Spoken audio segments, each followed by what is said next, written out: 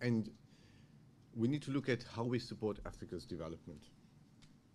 Now, the African Development Platform, it was launched last year in 2010, provided a very useful platform to say, what is it that we as Africans want at a regional level? So it provided some regional priorities. Together with the new Partnership for Africa's Development, we brought this concept of partnership together about 10, 12 years ago when we launched NEPAD. But it has taken a long time for this to kind of evolve into something that we can use. And this partnership looks at building consensus between both donors and recipients, using all the different sectors, all the different partners, whether private sector, NGOs, building consensus about how we can create an environment in which African societies can thrive and we can reduce aid dependency. That's a very important nodal point for us. Now, South Africa's own history, quite a unique history with a peaceful transition. We have a position in the continent, we are part of it, and so Africa's development is an issue of national interest for us. There's no separation between South African foreign policy and the African agenda. We look at this as a seamless interface. Now, we created the African Renaissance Fund sometime in the year 2000 or 2001 as a concrete expression of that solidarity. But we also had many South African departments and provinces and local governments dealing with development cooperation, often in an uncoordinated way. At the same time, we see the global environment is changing, with middle-income countries or emerging economies becoming more assertive in the global economy and playing a bigger role in development cooperation. So the government decided that it was time for us to put a strategic mechanism in place to show solidarity in development cooperation on the continent and beyond, where South Africa can make a contribution. And this really is around the areas in which we think we can play a role, something we can do concretely to show our support for that development. The long and the short now, in 10 minutes, it's not possible to give you the full brief on the thinking, but I'll try and pick out some of the main points.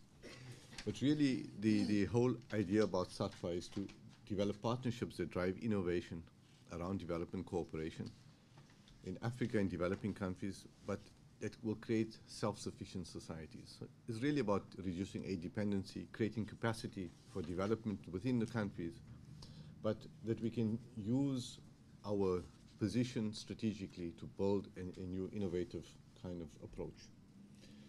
And so we crafted a strategy, and this is an evolving strategy. It's not something that is already been proven, but we're trying to get it to a position where we think we can make it work. It's really that we want to co-craft the policy focus of what we do. We want to do that with countries. It must be demand-driven. We want to do it in a way that addresses the real needs of the people for where the development cooperation is intended. Secondly, given our own history of development cooperation thus far, and the limitations of South-South cooperation with limited institutional mechanisms, weak frameworks, lack of accountability, we want to ensure that we sharpen the delivery mechanisms. And thirdly, instead of just doing grant aid, or as we were doing with the African Renaissance Fund, we wanted to broaden the instruments that we use for development cooperation. And that provides basically the overall rationale for establishing this agency. I'm not going to cover this. I'm sure you can find it elsewhere. Essentially, what I want to talk about just very quickly is that the principles that we will use for development cooperation is based on a philosophy that we have of Ubuntu, which is we are, or I am because we are. It's a coexistence kind of interdependency philosophy. And it fits in well with this paradigm of South-South cooperation, of solidarity between countries. We're not looking to be competitors with anyone. We're looking to contribute as a country where we can. Clearly, we will embody principles of mutual development, national ownership, sustainability. So that's the overall philosophy under which we will be doing this, the principles, the values. And our areas of support will include not priorities that we determine, but priorities that we co-determine based on what we can contribute, but based on national priorities of countries and regional priorities as well. Because if you know, there's a huge agenda around African development, around NEPAD. There are priorities around the regional institutions like SADC that have their own regional programs, and we'll be looking to build support or to support development cooperation around those priorities as well. The approach really, aside from just being demand-driven, is that we want to reach out to those people that are the recipients in crafting the program. So it must be people-centered. The partnerships that we're looking at are not just between government and government sectors.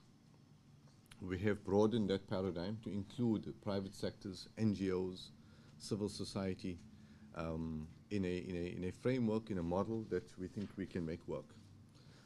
We don't think that we can do everything on our own. We have a very relatively small budget for development cooperation. So the partnership element is central to everything we do.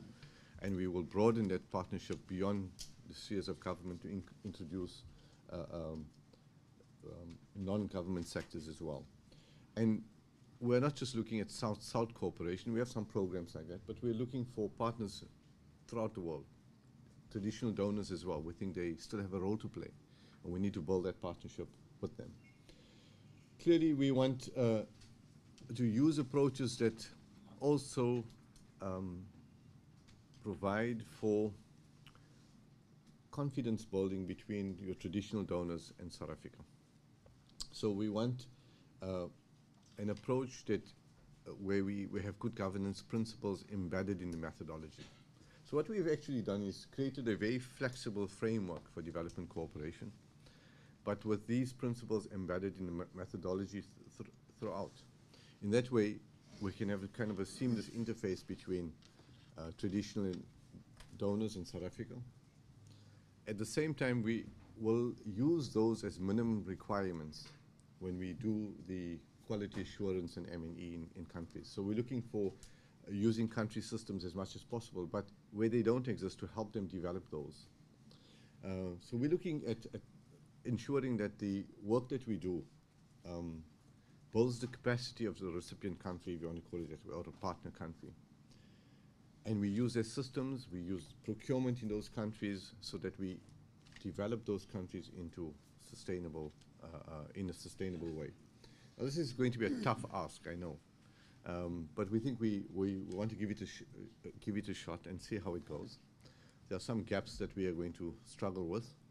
But when we did the analysis on this and some of the consultations with our colleagues in South Africa in the different departments, we think we can come close to making this work. It's going to be difficult, but we can get there.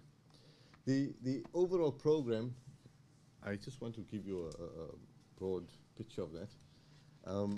We changed the methodology quite substantially. As I said, we'll co-craft the development priorities, and that's in the programming phase with the partner countries and other partners. Once we have reached the stage of feasibility, then we'll be looking to develop partnerships across the range of actors that I've mentioned to develop a framework for that implementation, and then a normal cycle of implementation close out, with quality assurance, M&E, and innovation running as central themes throughout our process. We've developed a framework for this. We've developed an operational guideline for this, and we've developed the rules and systems that we want to do this for. So we're hoping that we can make this work. I'm sure we're going to come and knock on your doors and ask you for help in many areas. And we are confident that by April of next year, we will have an agency that will be operational. I think it's less than 10 minutes, huh? It's 10 minutes. Thank you. Thank you very much. Well done. Thank you.